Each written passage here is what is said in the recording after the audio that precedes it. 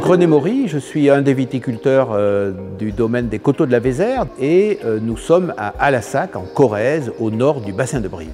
Notre parcours, au bout de 15 ans, se résume à 23 hectares aujourd'hui, avec un objectif de 30 hectares, principalement plantés en chenin en blanc et en cabernet franc en rouge, et qui, au surplus, ont obtenu une AOC. Nous avons donc obtenu une AOC en 2017 sur ces deux cépages, qui sont nos cépages favoris.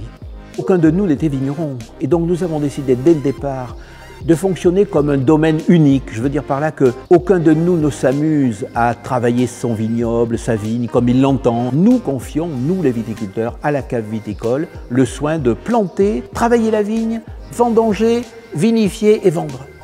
Il y a 15 ou 16 ans, nous n'avions pas dans l'idée d'être bio, ou en tout cas pas immédiatement, et nous avons commencé à cultiver de façon conventionnelle. Et c'est il y a 5 ans, nous avons décidé de passer en bio. La première mesure, ça a été de planter toutes les nouvelles parcelles en bio.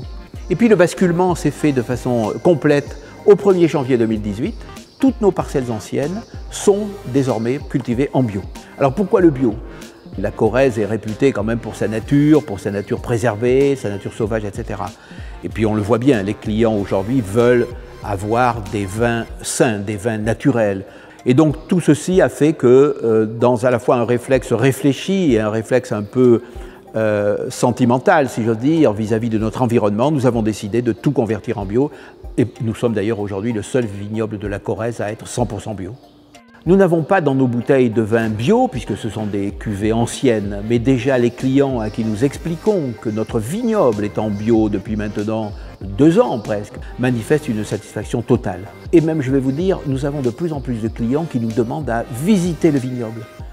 Alors nous les distribuons donc 50 à 60% auprès des particuliers, mais cette part diminue puisque maintenant nous avons à peu près 40% de professionnels. C'est des cavistes, c'est des restaurateurs, c'est quelques grossistes. J'explique souvent à nos visiteurs que c'est un projet de développement local.